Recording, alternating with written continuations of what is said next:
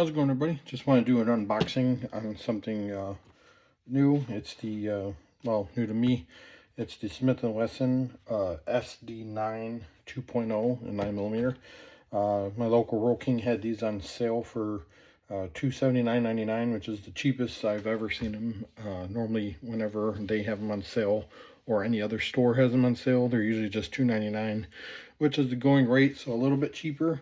So I was able to get it with tax and everything under $2.99 out the door. So it was like $2.98 or something, I think it was. So saved a little bit of money, at least kind of tax in a way. So for $279.99, just comes in a cardboard box, and like I think all of them do. And one magazine. If you live in a free state, you get a 16 rounder for the 9mm. Obviously, if you don't, you'll get probably a 10 rounder. Again, these do come in 40 also. The only reason why I got the 9, well, it's basically the only option they had.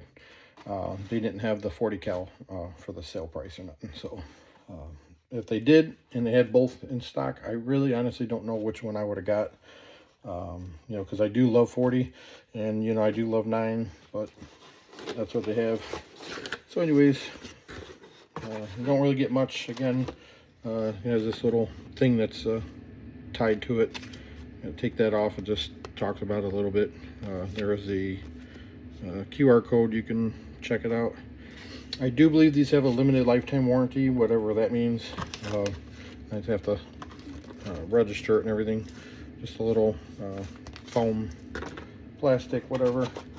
And then inside here, all you got is just your cheap little trigger lock that nobody uses. And then the only other thing is a manual, and it is nice. You actually get quite a bit of stickers, actually like 3. So that's really nice. So you get this one, and you get these ones here. This one that just says Smith & Wesson on it. So that's actually pretty cool. And then just another warning about California.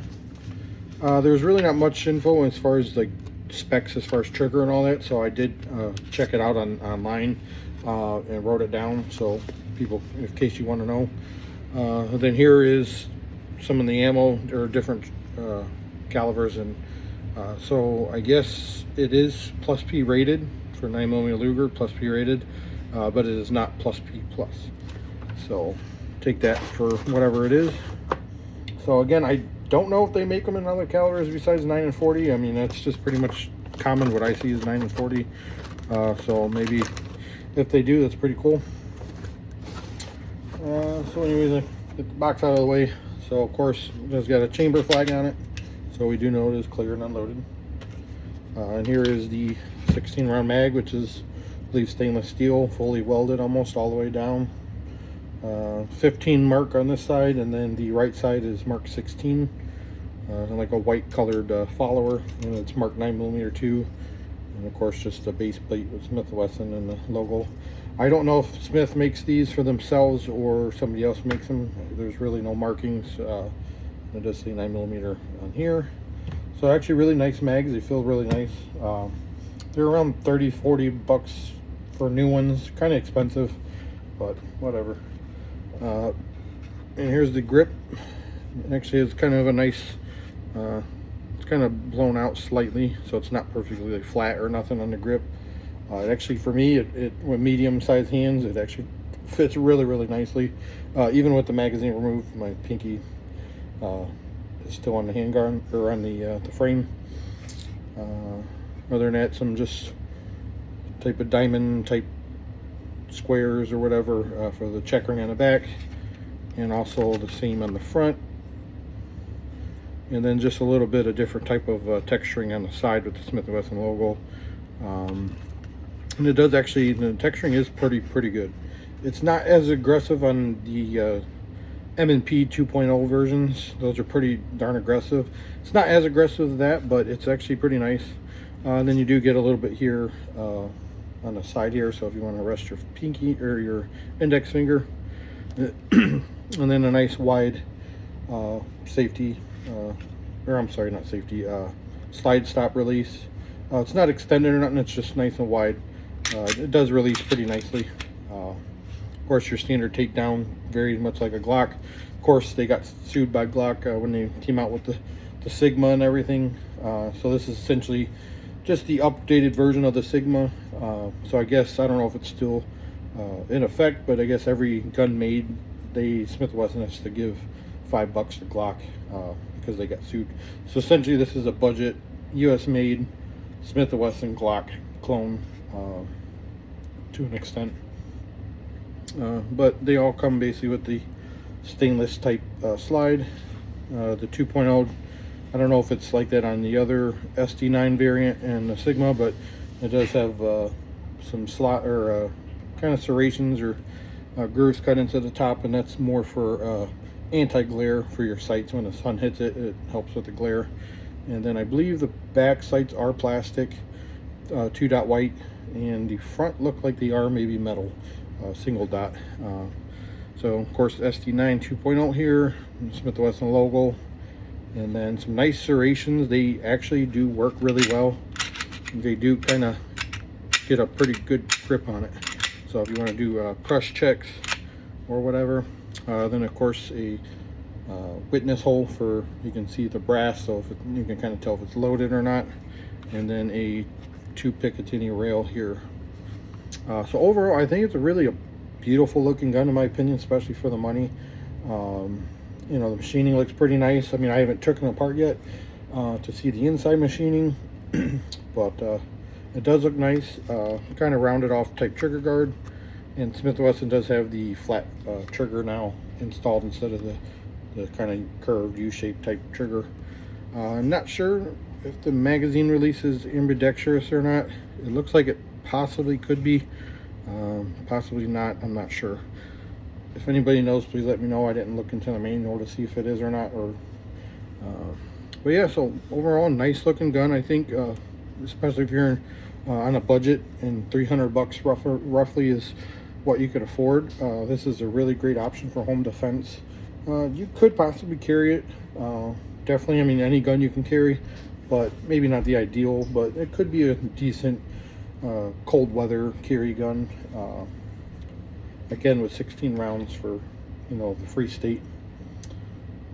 So other than that, what's an awesome feature is, besides it being written on here, but just to let you know, it is capable of firing without the magazine, which is nice.